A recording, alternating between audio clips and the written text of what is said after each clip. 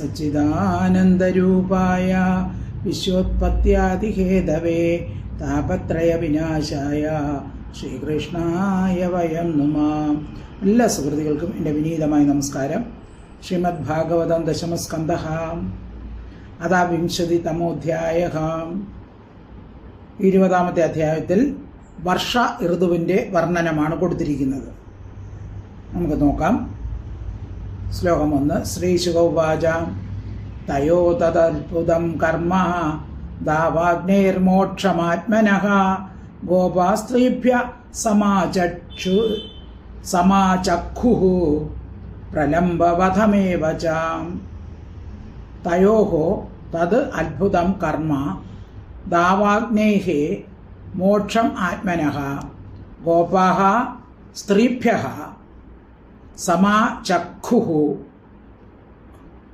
സമാചക്ഷുഃ പ്രലംബവധം ഏവ ച. ദാവാഗ്നി കാട്ടുതീയിൽ നിന്ന് ആത്മനഃ തങ്ങളുടെ മോചനവും പ്രലംബവധം ച പ്രലംബനെ കൊന്നതുമായ തയോഹോ അവർ രണ്ടുപേരുടെയും അത്ഭുതം ആശ്ചര്യകരമായ തത്കർമ്മ ആ പ്രവൃത്തിയെയും ഗോപാഹ ഗോപന്മാർ സ്ത്രീഭ്യ സ്ത്രീകൾക്കായിക്കൊണ്ട് സമാചക്ഷു മുഴുവൻ പറഞ്ഞു കൊടുത്തു. അപ്പോൾ കഴിഞ്ഞ അധ്യായത്തിൽ നാം പഠിച്ചത് എന്താണ്? പ്രലംബവധവും അതുപോലെ കാട്ടിൽ വെച്ച് തീപിടുത്തം ഉണ്ടായതും ഭഗവാൻ പാനം ചെയ്തതുമാണ്. അപ്പോൾ ഈ കഥകളെല്ലാം വ്രജത്തിൽ ചെന്നിട്ട് ഗോപന്മാർ എന്ത് ചെയ്തു? മറ്റ് സ്ത്രീകളോടെല്ലാം പറഞ്ഞു കൊടുത്തു. തയോസ്തദദ്ഭുതം കർമ്മ ദാവാഗ്നൈർമോക്ഷമാത്മനഃ ഗോപാസ്ത്രീഭ്യ സമാചക്ഷുഃ പ്രലംബവധമേവ ച. ശ്ലോകം 22. ഗോപാവൃത്താശ്ച ഗോപ്യശ്ച തദുപാകർണ്യ വിസ്മിതാഃ മേനിരേ ദേവപ്രവരൗ കൃഷ്ണരാമോ വ്രജം ഗതൗ. ഗോപവൃത്താശ്ച വൃത്തന്മാരായ ഗോപന്മാരും ഗോപ്യ ഗോപികളും തത് അതിനെ കേട്ടിട്ട് ഉപാകർണ്യ കേട്ടിട്ട് വിസ്മിതാഹ ആശ്ചര്യയുക്തരായി അവർ അതിശയിച്ചു പോയി. കൃഷ്ണരാമോ കൃഷ്ണൻ രാമനും വ്രജം ഗോകുലത്തെ ഗതൗ പ്രാപിച്ച ദേവപ്രവരവും ദേവശ്രേഷ്ഠരാണെന്ന് മേനിരെ അവർ വിചാരിച്ചു. അപ്പോൾ വിചാരിച്ചു ഇവർ രണ്ടുപേരും രാമനും കൃഷ്ണനും സാധാരണ മനുഷ്യർ ഗോപന്മാരല്ല, ഇവരെ ദേവന്മാരാണ് എന്ന് അവർ ചിന്തിച്ചു. അപ്പോൾ അവർക്ക് അത്രയ്ക്കുള്ള വിശ്വാസവും സ്നേഹവും എല്ലാം രാമനിലും കൃഷ്ണനും ഉണ്ടായി. അതുതന്നെയാണ് ഭക്തി എന്ന് പറയുന്നത്. പ്രേമമാണ് ഭഗവാനുള്ള പ്രേമം, അതാണ് ഭക്തി എന്ന് പറയുന്നത്. ഇത് അന്ധവിശ്വാസമൊന്നുമില്ല, അവർ മാഹാത്മ്യം അറിഞ്ഞ് പറഞ്ഞതാണ്, കണ്ട് അനുഭവിച്ചതാണ്.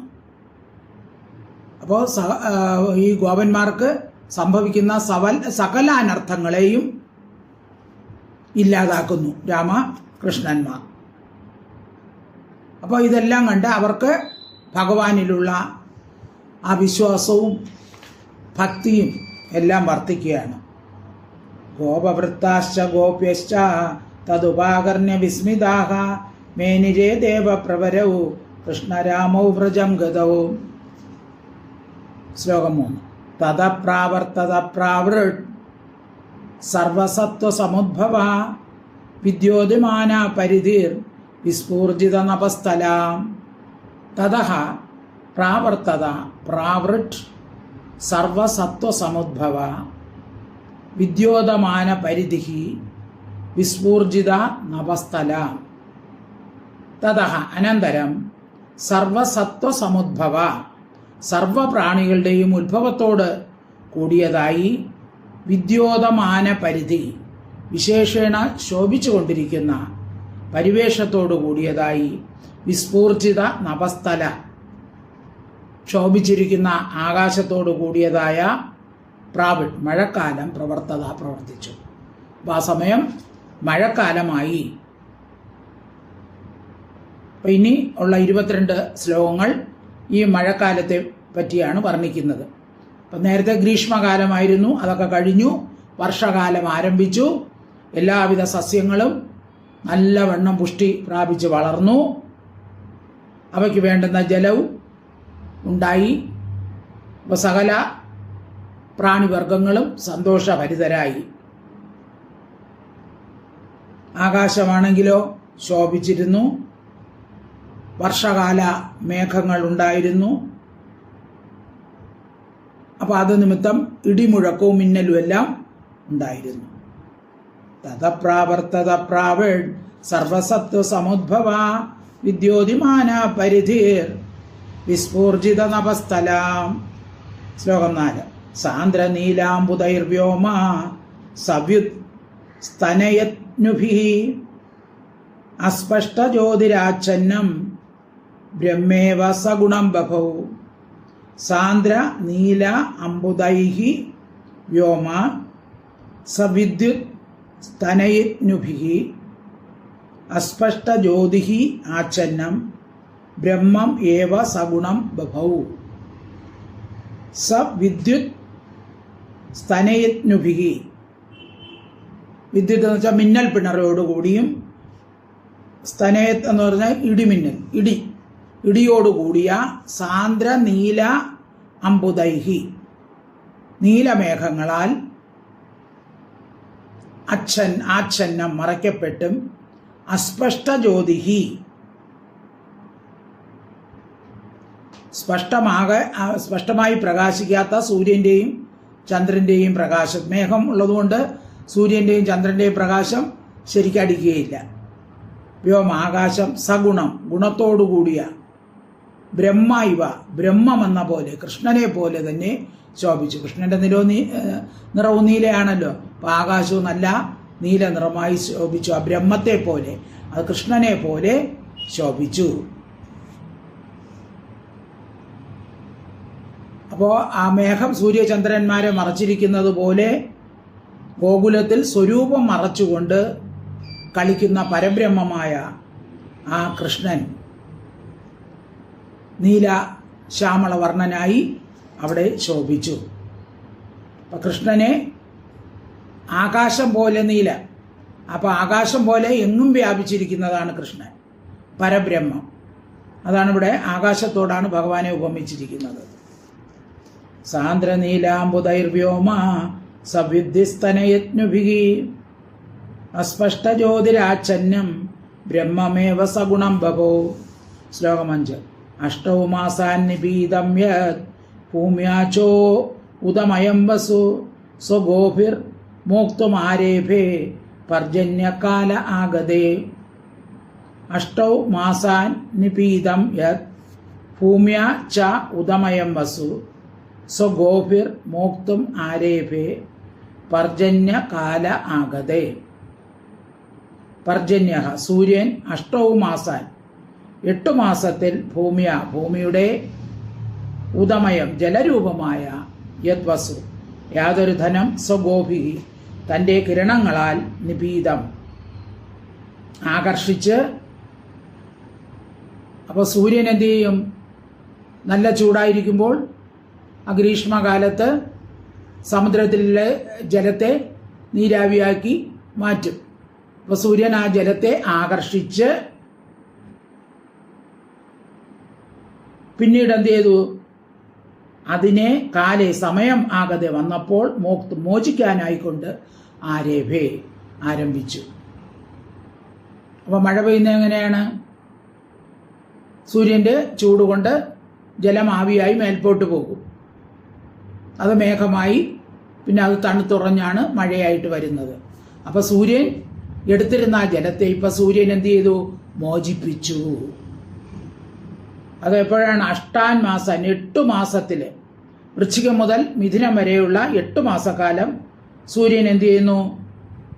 ചൂട് സമയമാണ്. അപ്പോൾ ഈ ചൂടുകൊണ്ട് ജലത്തെ അങ്ങോട്ട് ആകർഷിച്ചെടുക്കും. വർഷകാലം വരുമ്പോൾ ഇത് തിരിച്ച് ഭൂമിയിലോട്ട് വിടും. അഷ്ടൗ മാസാൻ നിപീതം യത് ഭൂമ്യാചോദമയം വസു സോ ഗോഭിർമോക്തും ആരേഭേ പർജന്യകാല ആഗതേ. ശ്ലോകം 6. അപ്പോൾ ഇത് നമ്മളും കണ്ടു പഠിക്കേണ്ട ഒരു പാഠമാണ്. അതായത് രാജാക്കന്മാരും അല്ലെങ്കിൽ നമ്മുടെ ഭരണാധികാരികളും പ്രവർത്തിക്കേണ്ട ഇതാണ്. ഇപ്പോൾ രാജ്യത്തിൽ നിന്നും ഇപ്പോൾ ടാക്സ് ഇനത്തിലൊക്കെ നമ്മളെ നിന്നൊക്കെ പിടിച്ചിട്ട് എന്ത് ചെയ്യണം? ദുർഭിക്ഷം വരുമ്പോൾ, അല്ലെങ്കിൽ ഇപ്പോൾ തന്നെ ഇവിടെ വെള്ളപ്പൊക്കമൊക്കെ വന്നു, കുറേ പേർക്ക് വീട് നഷ്ടപ്പെട്ടു. അപ്പം നമ്മളിൽ നിന്ന് പിരിച്ചെടുത്ത ആ പണം മറ്റുള്ളവർക്ക് വേണ്ടി ഉപയോഗിക്കുക, ജനങ്ങൾക്ക് വേണ്ടി തന്നെ ഉപയോഗിക്കണം. അതാണ് നല്ല ഭരണാധികാരികൾ ചെയ്യുന്നത്. അപ്പോൾ അവർ ടാക്സ് ഇനത്തിലൊക്കെ എല്ലാ പേരിൽ നിന്നും പണം പിരിക്കും. അപ്പോൾ ഇതെന്ത് ചെയ്യണം? ഇത് ജനങ്ങൾക്ക് ആവശ്യം വരുമ്പോൾ അവരുടെ ആവശ്യത്തിനായി ഉപയോഗിക്കണം എന്നും കൂടെ ഇതിൽ നിന്ന് നമുക്ക് പഠിക്കാം. അഷ്ടോ മാസാൻ നിപീതം യത് ഭൂമ്യാചോദമയം വസു സ്വഗോഭിർമോക്തുമാരേഭേ പർജന്യകാല ആഗതേ. ശ്ലോകം 6. തടിത്വന്തോ മഹാമേഘ ചണ്ഡശ്വസനവേപിതാഹ പ്രീണനം ജീവനം ഹ്യസ്യ മുമുജു കരുണയായിവ. തടിത്വന്തോ മഹാമേഘ, തടിത്വന്ത മിന്നലുകളുള്ള മഹാമേഘങ്ങൾ ചണ്ഡശ്വസന വേപിത ഉഗ്രമായ കാറ്റിനാൽ പറപ്പിക്കപ്പെട്ടവയായിട്ട് കരുണായിവ കരുണയുള്ള ജനങ്ങൾ എന്ന പോലെ അസ്യ ഈ ലോകത്തിൻ്റെ പ്രീണനം സന്തോഷത്തെ ജനിപ്പിക്കുന്ന ജീവനം ജലത്തെ മുമുജു മോചിപ്പിച്ചു. അപ്പോൾ വർഷകാല മേഘങ്ങൾ സൂര്യൻ്റെ ചൂടുകൊണ്ട് തപിച്ചിരിക്കുന്നത് വരെ വർഷം കൊണ്ട് സുഖിപ്പിച്ചു ഇരിക്കുകയാണിപ്പോൾ.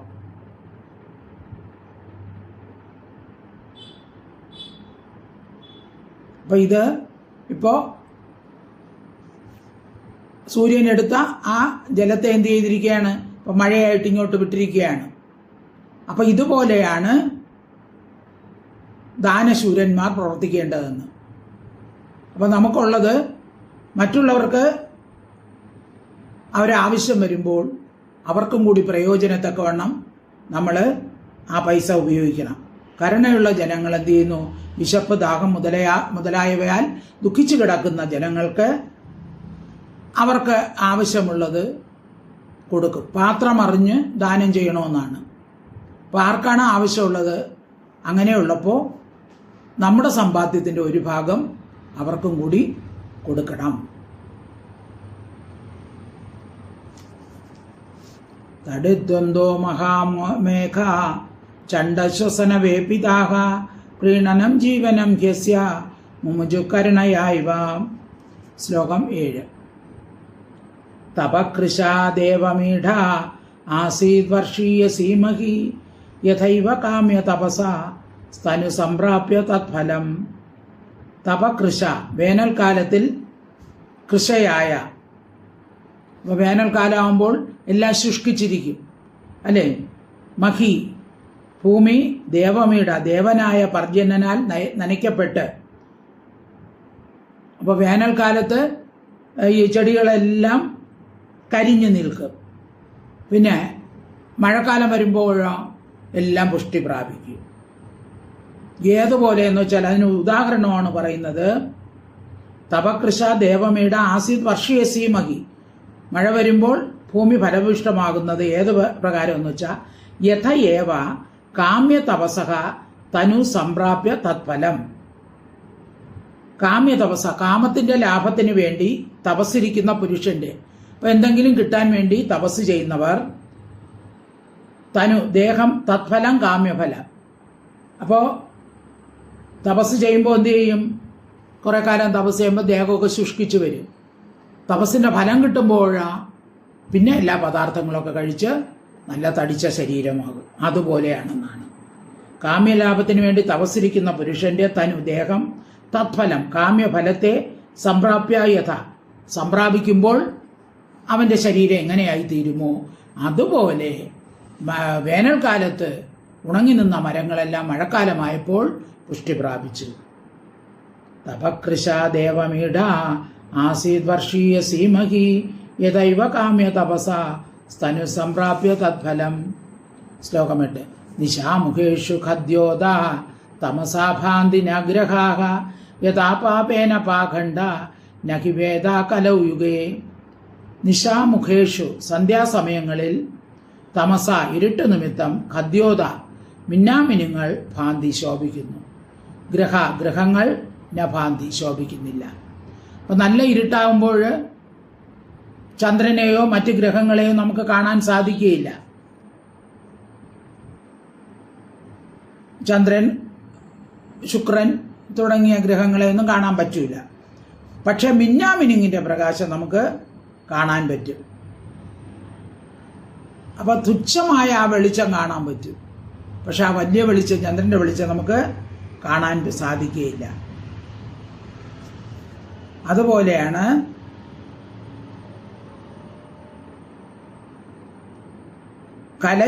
കലിയുഗത്തിൽ പാപം കൊണ്ട് പാഖണ്ഡങ്ങൾ വേദവിരുദ്ധികൾ ഭാതി പ്രകാശിക്കുന്നു. കലിയുഗത്തിൽ വേദവിരുദ്ധന്മാരാണ് ശോഭിക്കുന്നത്. വേദങ്ങൾ നഹിഭാതികത, വേദങ്ങൾ പ്രകാശിക്കുന്നില്ല. കലിയുഗത്തിലെ ജനങ്ങളൊക്കെ മന്ദബുദ്ധികളാണ്. അവർക്ക് വേദത്തിൽ പറയുന്നതൊന്നും അവർ നോക്കൂല. അവർ വേദവിരുദ്ധികളാണ്. അപ്പോൾ അവരാണ് കലിയുഗത്തിൽ ശോഭിക്കുന്നത്. വേദങ്ങൾ ശോഭിക്കുന്നില്ല. അപ്പോൾ പാപികൾ ആചരിക്കുന്ന ശാസ്ത്ര സിദ്ധാന്തങ്ങൾ സന്ധ്യാസമയത്തിൽ പ്രകാശിക്കുന്ന മിന്നാമിനുങ്ങളുടെ വെളിച്ചം പോലെ തുച്ഛമാണ്. അവയെ ഉപേക്ഷിക്കണം. ഒരുപോലെ പ്രകാശിക്കുന്ന വേദങ്ങൾക്ക് കാലദോഷവശാൽ അല്പ ക്ഷീണം തട്ടിയിട്ടുണ്ടെങ്കിലും അവയെ സജ്ജനങ്ങൾ ഒരിക്കലും ഉപേക്ഷിക്കാതെ ബലമായി സ്വീകരിക്കേണ്ടതാണ്. നിശാമുഖേഷു ഗദ്യോത തമസാഭാന്തിനാഗ്രഹ യഥാപാപേന പാഖണ്ഡോ നഹി വേദാ കലൗയുഗേ. ശ്ലോകം 9. ശുദ്ധ്വാ പർജന്യ നിനദം മണ്ഡൂക വിസൃജൻ ഗിര തുഷ്ണീശയാന പ്രാഗ്യദ്വദ് ബ്രാഹ്മണ നിയമാത്യതേ. മുമ്പ് തുഷ്ണീം ശയാന മിണ്ടാതെ കിടന്നിരുന്ന മണ്ടൂക തവളകൾ, വേനൽക്കാലത്ത് മിണ്ടാതെ കിടന്ന തവളകൾ പർജന്യ നിനദം മേഘശബ്ദത്തെ കേട്ടപ്പോൾ ശുദ്ധ്വ കേട്ടിട്ട് നിയമാത്യവേ നിയമാവസാനത്തിൽ ബ്രാഹ്മണരെന്ന പോലെ ഗിരഹ വാക്കുകളെ വിസർജിച്ചു. അപ്പൊ ഗുരുവിന്റെ ആജ്ഞ കേട്ട ഉടനെ കുട്ടികൾ, ശിഷ്യന്മാർ വേദാധ്യയനം തുടങ്ങും. അതുവരെയോ ഗുരു ധ്യാനത്തിലിരിക്കുമ്പോഴോ കുട്ടികളും മിണ്ടാതെ ഇരിക്കും. അതുപോലെയാണ് ഇവിടെയും. ആദ്യം മിണ്ടാതെ കിടന്നിരുന്ന ഈ തവളകൾ മഴ വന്നപ്പോൾ എന്ത് ചെയ്തു? ശബ്ദം പുറപ്പെടുവിച്ചു. ശുദ്ധ്വാ പർജന്യ നിനദം മണ്ഡൂക വിസൃജൻ ഗിര തുഷ്ണീശയാന പ്രാഗ്വദ് ബ്രാഹ്മണ നിയമാധ്യമേ. ബ്രാഹ്മണ നിയമാധ്യേ. ശ്ലോകം 10. ആസന്നുത്പഥവാഹിന്യ ക്ഷുദ്രനദ്യോനുശിഷ്യതി പുംസോ യഥാ സ്വതന്ത്രസ്യ ദേഹദ്രവിണ സമ്പദാഃ.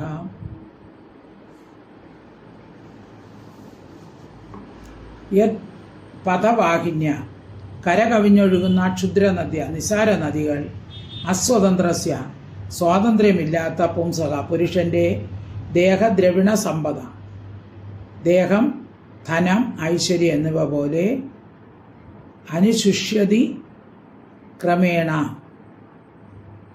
അനുശിഷ്യതി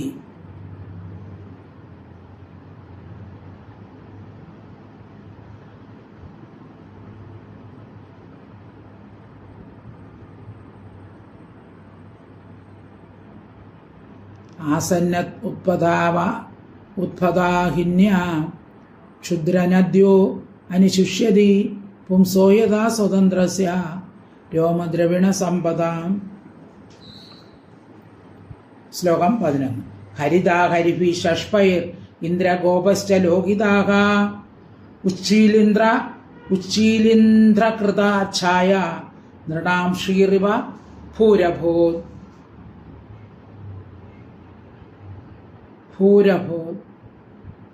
ഹരിത ഹരിഭിः ശഷ്പൈः ഇന്ദ്രഗോപൈः ച ലോഹിതാः ഉച്ഛ്ലീന്ദ്ര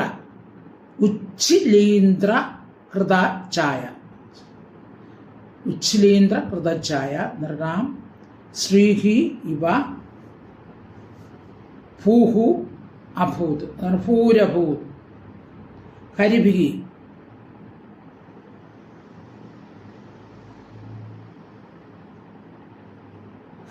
ഹരിതങ്ങളായ ശഷ്പൈഹി തൃണങ്ങളാൽ ഹരിത പച്ച നിറമുള്ളതായും ഇന്ദ്രഗോപൈഹി ഒരുമാതിരി പുഴുക്കൾ കൊണ്ട് ലോഹിത തുടുത്ത നിറത്തിലുള്ളതും ഉച്ഛ്ലീന്ദ്ര കൃതഛായ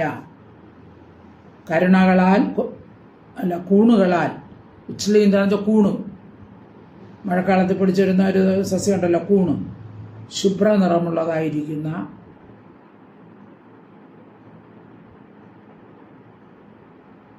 ഭൂമി നൃണാം മനുഷ്യരുടെ രാജാക്കന്മാരുടെ ശ്രീവ സൈന്യകാന്തി പോലെ ഭവിച്ചു.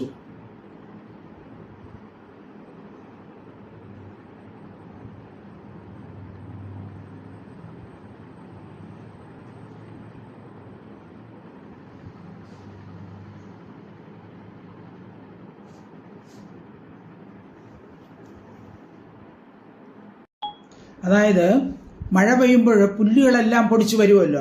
അപ്പം ചിലയിടത്ത് പച്ച പുല്ലുകൾ നിറഞ്ഞു നിൽക്കുന്നതിനാൽ പച്ച നിറമുണ്ടാവും. ചിലയിടത്താണെങ്കിലോ തുടുത്ത ഒരുമാതിരി കീടങ്ങൾ നിറഞ്ഞിരിക്കും, അപ്പം അത് തുടുത്ത നിറമായും. ചില ദിക്കിൽ കൂണുകൾ, അതായത് വെളുത്ത നിറമുള്ള വെളുത്ത കൂണുകൾ ഇങ്ങനെ കൊട പിടിച്ചിരിക്കും പോലെ നിൽക്കും. അപ്പം വെളുത്ത നിറത്തിലുള്ള ഭൂമി. അപ്പം അത് കാണുമ്പോൾ രാജാക്കന്മാരുടെ സേന പോലെ ഇരിക്കും. കൂണുകൾ വരിയായിട്ടിരിക്കുമ്പോൾ രാജാക്കന്മാരുടെ സേനയായിരിക്കും എന്ന് നമുക്ക് തോന്നും. അതായത് സേനയിലുള്ളവർക്ക് ഉത്സാഹം തോന്നാൻ വേണ്ടി വിവിധ തരത്തിലുള്ള ഉടുപ്പുകൾ രാജാക്കന്മാർ കൊടുക്കണം, എങ്കിലേ അവർ ഉത്സാഹിച്ച് യുദ്ധം ചെയ്യുകയുള്ളൂ. അപ്പോൾ ഭൂമിയുടെ ഇപ്പോഴത്തെ ഈ വർണ്ണഭേദം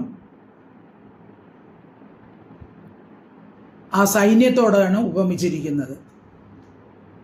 ഒരു മഴ കൊണ്ടുണ്ടാകുന്ന തൃണകീട കൂണുകൾ പോലെ നൈമിഷികങ്ങളാണ് രാജ്യശ്രീയും സൈന്യശക്തി എന്ന് സൂചിപ്പിക്കുന്നു. ഈ മഴയങ്ങ് തീരുമ്പോഴാ ഈ പച്ചപ്പുല്ലും ഈ കൂണുകളും എല്ലാം പോവും അല്ലേ?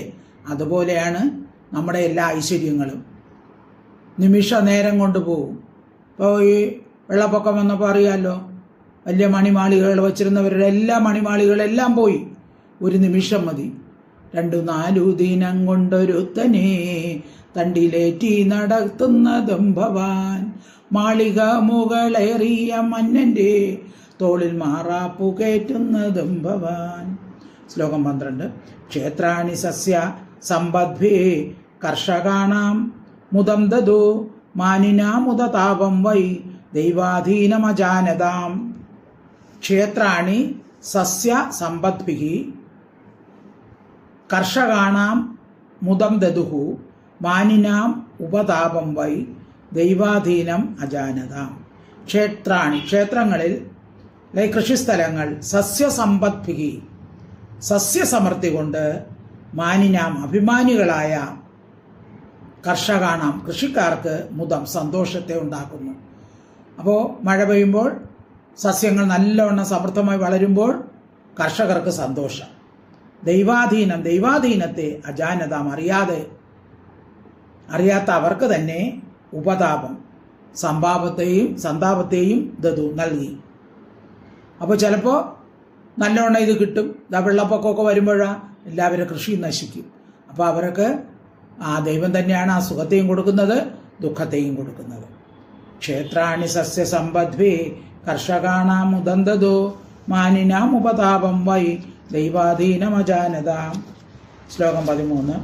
ജലസ്ഥലൗകസാ സർവേ നവവാരി നിക്ഷേപണാത് അഭിഭ്രത് രുചിരം രൂപം യഥാഹരി നിക്ഷേപയാ. ജലസ്ഥലൗകസഃ സർവേ നവവാരി നിഷേവണാത് അഭിഭ്രത് രുചിരം. അഭിഭ്രത് രുചിരം രൂപം യഥാ ഹരി നിഷേവയാ. സർവേ സമസ്തങ്ങളായ ജലസ്ഥലൗകസ ജലത്തിലും സ്ഥലത്തിലും കരയിലും താമസിക്കുന്ന ജീവികൾ നവവാരി നിഷേവണ പുതിയ ജലസേവ ഹേതുവായിട്ട്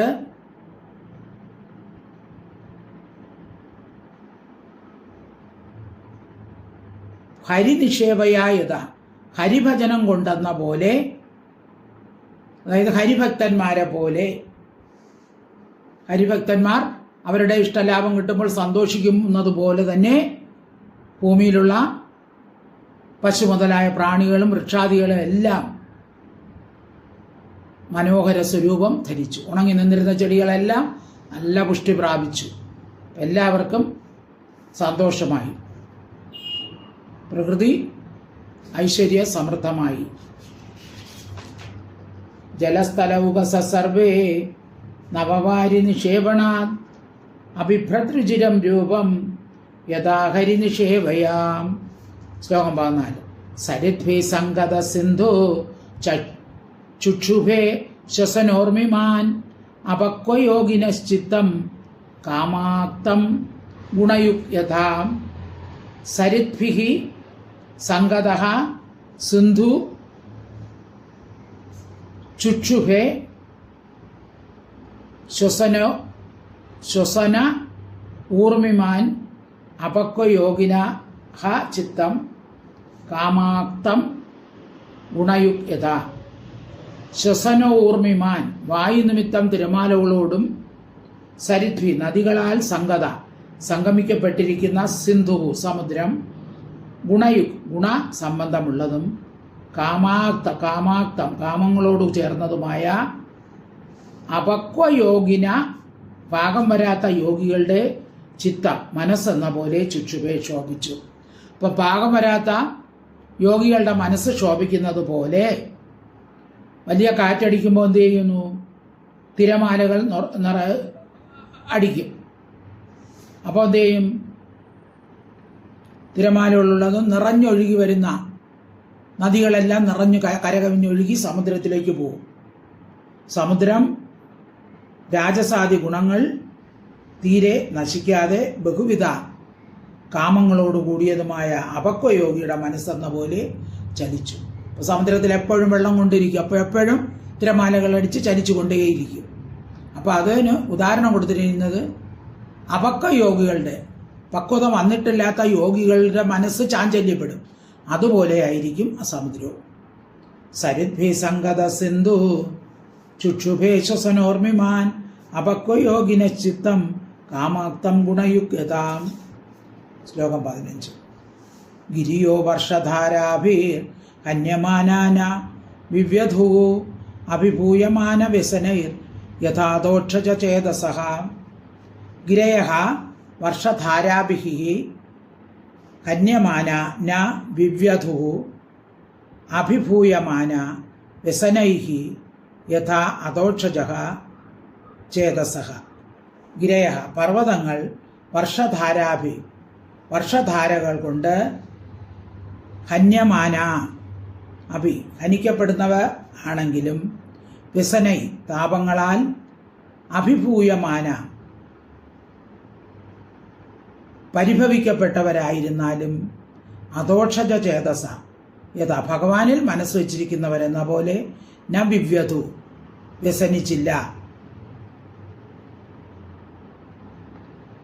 മഹാന്മാരോട് കൂടുമ്പോൾ ഭഗവത് ഭക്തന്മാർ അല്ലെങ്കിൽ അവർക്ക് ക്ഷോഭം വരും, അല്ലേ? സജ്ജനങ്ങളുടെ ആ സംസാരം ഭഗവാനെ കുറിച്ചുള്ളത് ചിലവർക്ക് ഇഷ്ടപ്പെടില്ല. അപ്പോൾ ഭഗവാനെ കുറിച്ച് ചിന്തിക്കണമെന്നവർക്ക് മാത്രമേ ആ സജ്ജന സംഘം കൊണ്ട് പ്രയോജനമുണ്ടാവുകയുള്ളൂ. അല്ലാത്തവർക്ക് മനസ്സ് ക്ഷോഭിക്കും. എവിടെ ഇരുന്നാലും അല്പന്മാരായിരുന്നാൽ കൂടി മനക്ഷോഭം ചിലർക്ക് സംഭവിക്കില്ല, നല്ല യോഗികൾക്ക് സംഭവിക്കില്ല. അതാണ് ഗിരിയുടെ ദൃഷ്ടാന്തം. അതായത് ഈ പർവ്വതത്തിൽ വർഷധാരകൾ കൊണ്ട് പർവ്വതത്തിൽ ഇങ്ങനെ അടിച്ചുകൊണ്ടിരിക്കണമെങ്കിലും പർവ്വതത്തിന് യാതൊരു കുലുക്കവും ഇല്ല.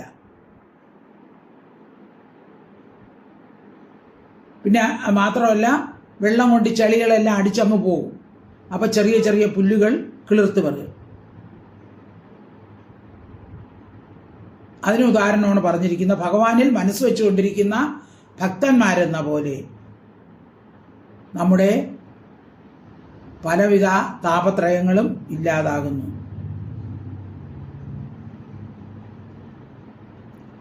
അപ്പോൾ ആ സജ്ജന സംഘം കൊണ്ട് അവരുടെ മനസ്സ് ക്ഷോഭിക്കുകയില്ല.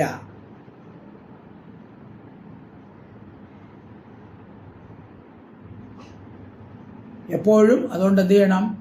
ഭഗവത് ഭക്തി ഉണ്ടായിരിക്കണം. ഭഗവാന്റെ നേരെ മനസ്സ് തിരിയുമ്പോൾ പിന്നെ നമ്മുടെ മനസ്സിന് യാതൊരു ക്ഷോഭവും ഇളക്കവും ഉണ്ടാവുകയില്ല. ഗിരയോ വർഷധാരാഭിർ ഹന്യമാന വിവ്യതു അഭിഭൂയമാന വ്യസനൈർ യഥാദോക്ഷജ ചേതസഃ. ശ്ലോകം 16. മാർഗാ ബഭൂവോ സ്നിഗ്ധാ സ്തൃണൈച്ഛന്നാ ഹി അസംസ്കൃതാഃ നാഭ്യസ്യമാനാ ശ്രുതയോ ദ്വിജൈകാലഹദായിവ. മാർഗാ ബഭൂവു സ്നിഗ്ധാഃ തൃണൈഃ ഛന്നാ ഹി അസംസ്കൃതാഃ നാഭ്യസ്യമാനാഃ ശ്രുതയോഃ ദ്വിജൈഃ കാലഹദായിവ.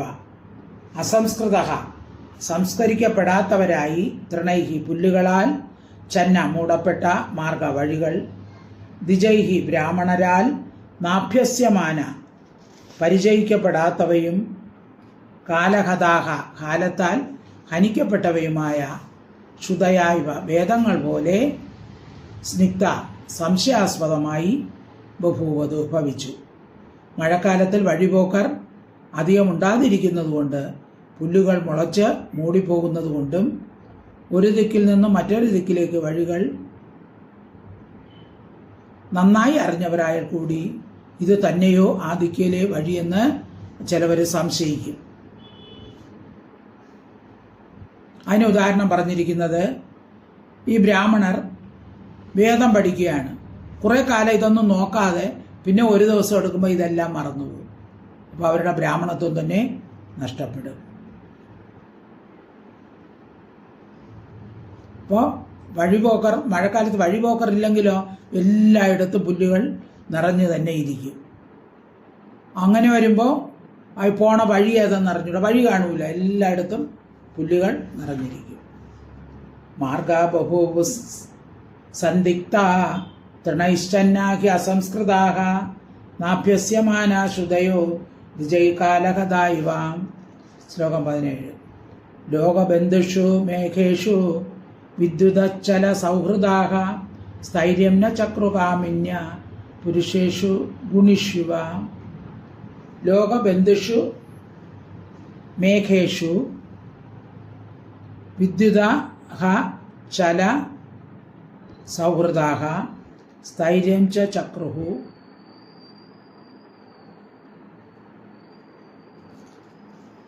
പുരുഷേഷു ഗുണാശിവ. ലോകബന്ധുഷു അമോഘേഷു.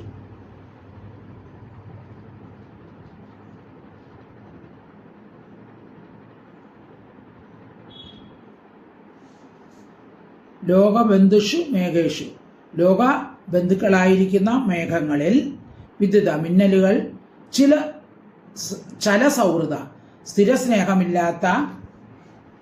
അപ്പം മിന്നലുകൾ സ്ഥിരതയെ ചെയ്യുന്നില്ല.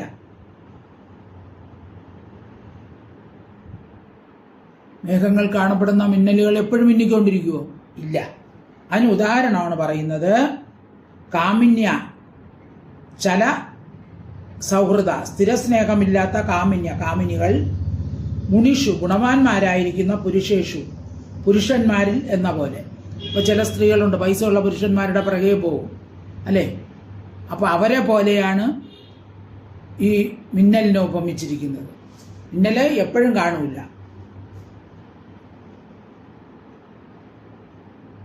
ഒരു ഇടത്ത് കാണുന്ന മിന്നൽ ചിലപ്പോൾ കുറച്ച് കഴിയുമ്പോൾ വേറെ ഇടത്തേക്കായിരിക്കും.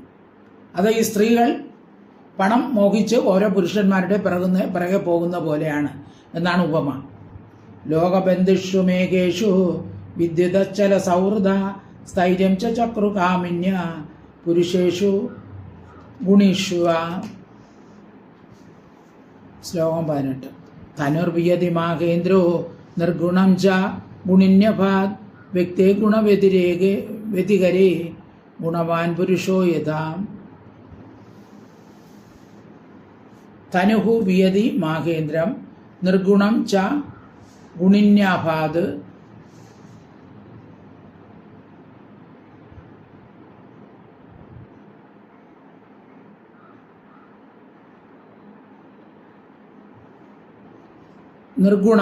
ഗുണരഹിതമായി മാഹേന്ദ്രനെ സംബന്ധിച്ചിരിക്കുന്നതാ ധനു, വില്ല്. അതേതാണ്?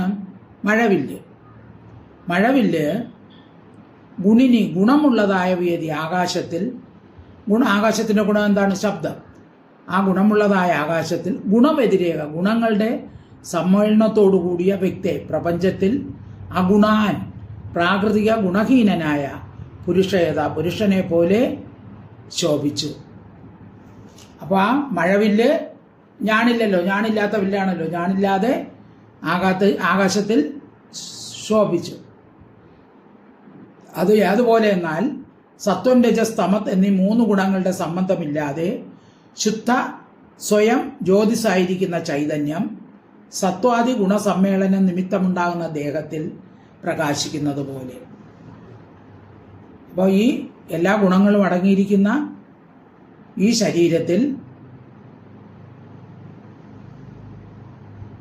ശുദ്ധ ജ്യോതിരൂപമായിരിക്കുന്ന ആ ജ്യോതിഷ് പ്രകാശിക്കുന്നു. ധനുർവിയതി മാഹേന്ദ്രം നിർഗുണം ച ഗുണിന്യഭാ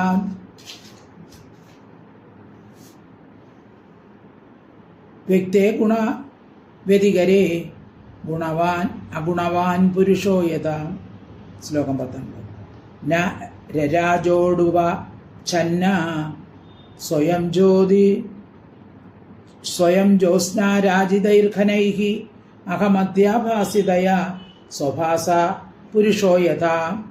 ന രരാജ ഉടുപ ഛന്നഃ ജ്യോത്സ്ന രാജിതൈഃ ഘനൈഃ അഹം മധ്യ ഭാസിതയാ സ്വഭാസ പുരുഷഃ യഥാ. സ്വജ്യോത്സ്നാരാജിതൈ, തൻ്റെ കിരണങ്ങളാൽ പ്രകാശിച്ചു കൊണ്ടിരിക്കുന്ന കനൈഹി, മേഘങ്ങളാൽ ഛന്ന, മറയ്ക്കപ്പെട്ട ഉടുവ, ചന്ദ്രൻ.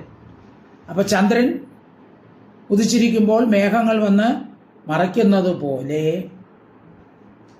നഭാസ, തൻ്റെ പ്രഭയാൽ, സ്വഭാസ, തൻ്റെ പ്രഭയാൽ, ഭാസിതയ, പ്രകാശപ്പെട്ടിരിക്കുന്ന അഹമ്മതിയാൽ പൂരുഷക, യഥാ പുരുഷൻ എന്ന പോലെ രരാജ ശോഭിക്കുന്നില്ല.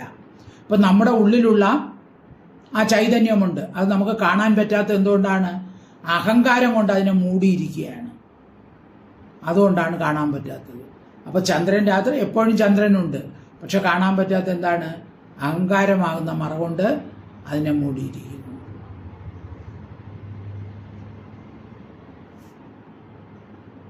നരരാജോടുവച്ചന്ന സ്വജ്യോത്സ്നാരാജിതൈർഘനൈ അഹമത്വാഭാസിതയാ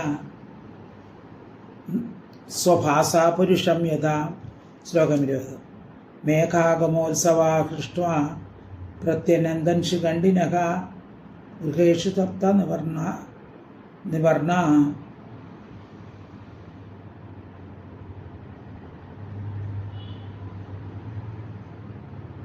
യഥാച്യുതജനാഗമേ മേഘ ആഗമോത്സവ ഹൃഷ്ട പ്രത്യനന്ദൻ ശിഖിനഃ ഗൃഹേഷു തപ്ത നിർവിണ്ണ യഥാച്യുത ജനാഗമേ.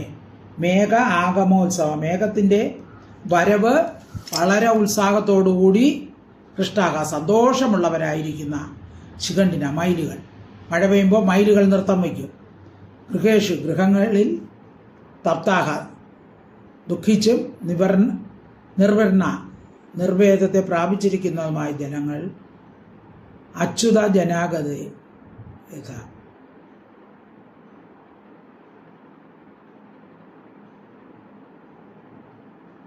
അച്യുത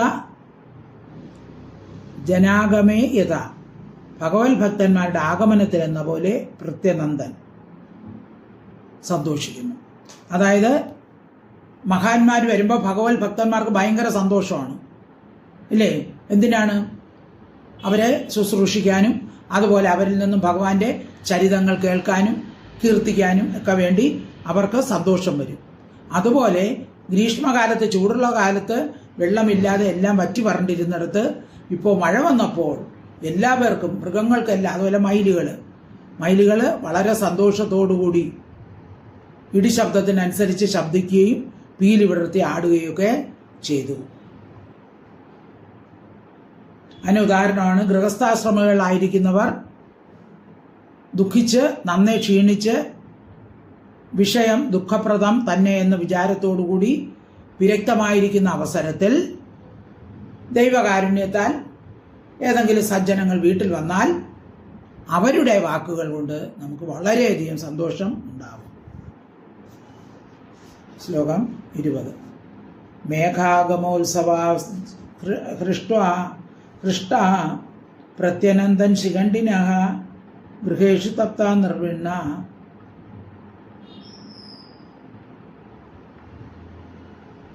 യഥാ അച്യുത ജനാഗമ. ശ്ലോകം 21. പീത്വാപ പാദമോ പർജന്യ നാനാത്മമൂർത്തയ പ്രാക്ഷാമാസ്തപസാ ശ്രാന്ത യഥാ കാമാനുസേവയ.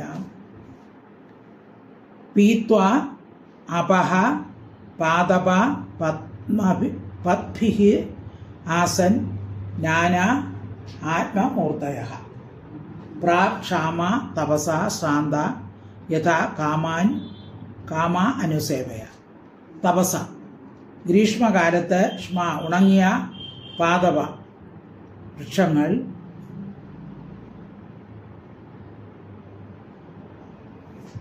പാദങ്ങൾ കൊണ്ട് ജലം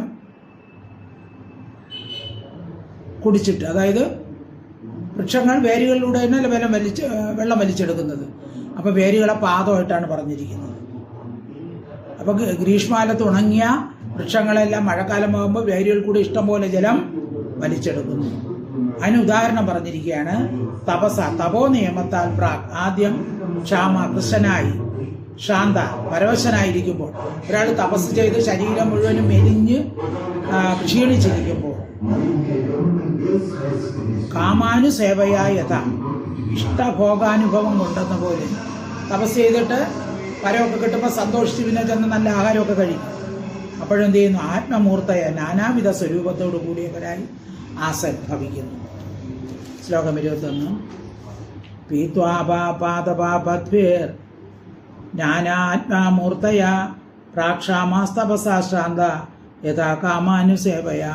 ശ്ലോകം 22. ശ്ലോകം 22. സരസ്വശാന്തരോദസു നിഷൂർ അംഗാഭിസാരസാഹ ഗൃഹേഷു അശാന്തകൃത്യേഷു ഗ്രാമ്യൈവ ദുരാശയാഹ. സരസ്സു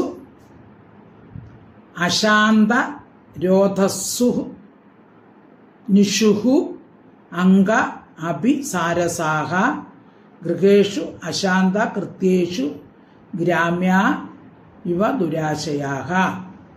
അശാന്തരോധസ്സു, ശാന്തങ്ങളല്ലാത്ത തീരത്തോടുകൂടിയ സരസ്സു, തടാകങ്ങളിൽ സാരസഹ, സാരസ പക്ഷികൾ എന്ത് ചെയ്യുന്നു? നിഷു, അവർ സന്തോഷത്തോടെ, വണ്ടാരക്കോഴി, സാരസ പക്ഷികൾ വളരെ സന്തോഷത്തോടുകൂടി നിഷുഹു താമസിക്കുന്നു.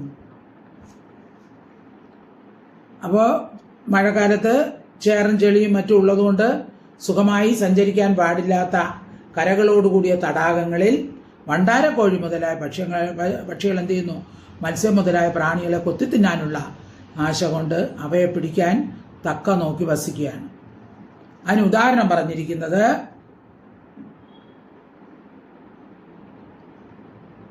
ഗൃഹേഷു അശാന്തകൃത്യേഷു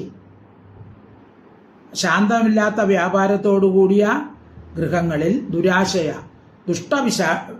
വിഷയാശയമുള്ള ഗ്രാമ്യഹ ഇവ ഗ്രാമനിവാസികൾ എന്ന പോലെ ഹേ അംഗ പൂജ്യ നശുതു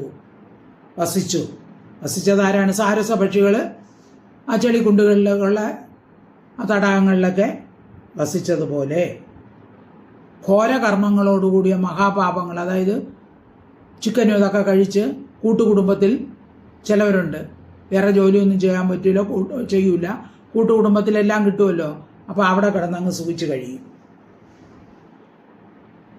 അപ്പോൾ അവിടെ എല്ലാവരും അനുഭവിക്കുന്ന ആ ഘോരകർമ്മങ്ങളുടെ ഫലം അനുഭവിക്കേണ്ടിയും വരുന്നു. അപ്പോൾ അതുകൊണ്ട് എന്ത് ചെയ്യണം? ഗൃഹസ്ഥാശ്രമത്തെ ഉപേക്ഷിക്കുന്നതാണ് നല്ലതെന്ന് പറയുന്നു. സരസ്വശാന്തരോധസു ന്യൂഷിർ അംഗാഭി സാരസാഹ ദേഹേഷു അശാന്തകൃത്യേഷു രാമ്യായവ ദുരാശയ. ശ്ലോകം 21. ജലൗഖർ നിർഭിദ്യന്ത സേതവോ വർഷദീശ്വര പാഖണ്ഡിനാം അസദ്വാദൈർ വേദമാർഗ കലൗ യഥാ. ജലൗഖൈഃ നിർഭിദ്യന്ത സേതവഃ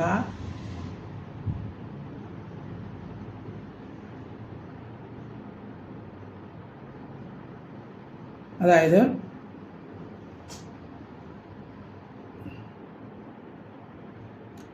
ഇന്ദ്രൻ വർഷിക്കുന്ന സമയത്തിൽ, അതായത് മഴ പെയ്യുന്ന സമയത്തിൽ എല്ലായിടത്തും ജലപ്രവാഹമായിരിക്കുമല്ലോ. അപ്പോഴെന്ത് ചെയ്യും? ചിലർ അണ കെട്ടും, അതായത് സേതവ നിരഭിദ്യന്ത. അപ്പം അണ കെട്ടി വയ്ക്കുമ്പോഴെന്ത് ചെയ്യുന്ന അണകളെല്ലാം തകർത്ത് കൊണ്ടുപോകും. ഭയങ്കരമായിട്ട് മഴ പെയ്യുമ്പോൾ എന്ത് ചെയ്യും? ജലപ്രവാഹത്തെ തോടുകളിലും പുഴകളിലൊക്കെ വെള്ളം കൂടുമ്പോൾ വേനൽക്കാലത്ത് കെട്ടിയുണ്ടാക്കിയ ആ അണകളെല്ലാം പൊട്ടിപ്പോകും. ജലൗഖർ നിർഭിദ്യന്ത സേതവ വർഷദീശ്വര.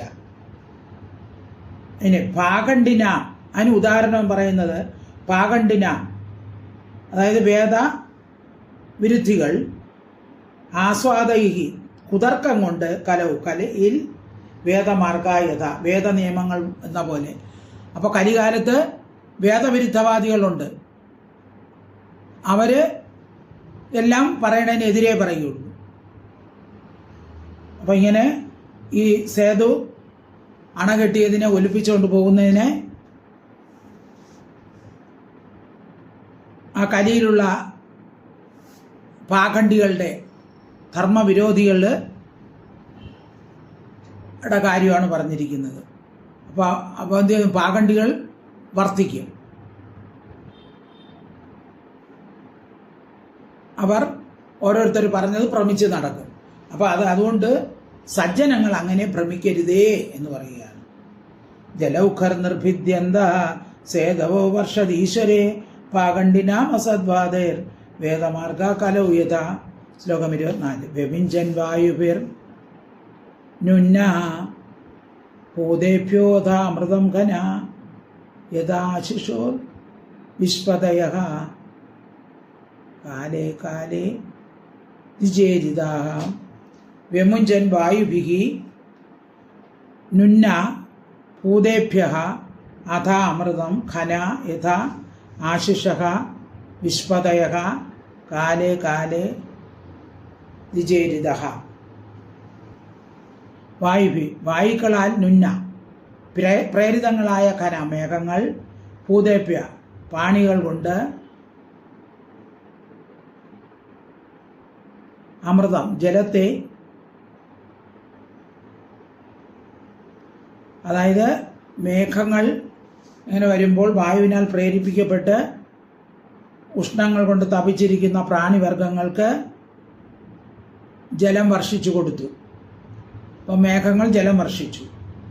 പുരോഹിതരായ ബ്രാഹ്മണരുടെ ഉപദേശം അനുസരിച്ച് രാജാക്കന്മാർ പ്രജകൾക്ക് വേണ്ടുന്ന ദാനധർമാദികളൊക്കെ ചെയ്തു. അപ്പോൾ അത് തക്ക അവസരത്തിൽ ചെയ്തു കൊടുത്തു. അതുപോലെ സമൃദ്ധിയുള്ള ആളുകൾ അവരുടെ ധനാദികൾ പരന്മാരുടെ ഉപകാരത്തിനായി ചെലവ് ചെയ്യണം. അതിനായിട്ട് പുരോഹിതന്മാരുടെ ഉപദേശവും സ്വീകരിക്കാവുന്നതാണ്. ശ്ലോകം 25. ഏവം വനം തദ്വർഷിഷ്ടം പക്വകർജുര ജംബുവത് ഗോഗോപാലൈർവൃതോ രന്തും സബലി പ്രാവിശത് ഹരി. ഏവം വനം തദ്വർഷിഷ്ടം പക്വകർജുര ജംബുവത് ഗോഗോപാലൈഹി വൃതഃ ദന്തും സബലഃ പ്രാവിശത് ഹരി. ഏവം ഇപ്രകാരം പക്വകർജുര പഴുത്തു നിൽക്കുന്ന ഈന്തപ്പഴങ്ങളോടും ജംബുവത് ഞാവൽ പഴങ്ങളോടും കൂടിയതും വർഷിഷ്ഠ സമൃദ്ധമായിരിക്കുന്ന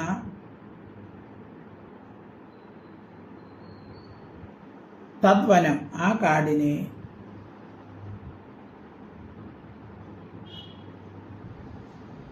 അതിനെ ഗോഗോപാല പശുക്കളാലും പശുപാലകന്മാരാലും ചുറ്റപ്പെട്ട് സബല രാമനോടുകൂടിയ ഹരിഹി കൃഷ്ണൻ രന്തും രമിക്കാനായിക്കൊണ്ട് പ്രവേശിച്ചു. അപ്പോൾ സസ്യങ്ങളിലെല്ലാം ഫലപുഷ്പാദികളൊക്കെ ഉണ്ട്. പഴുത്തു നിൽക്കുന്ന ഈന്തപ്പഴം, ഞാവൽപ്പഴം, അതിസമൃദ്ധമായിരിക്കുന്ന കാട്ടിൽ ബലരാമനോടുകൂടി ശ്രീകൃഷ്ണൻ പശുക്കളെയും ഗോപന്മാരുമോട് ചേർത്ത് കളിക്കാൻ ആരംഭിച്ചു. ഏവം വനേ തദ്വർഷിഷ്ടം പക്വകർജുര ജംബുവത്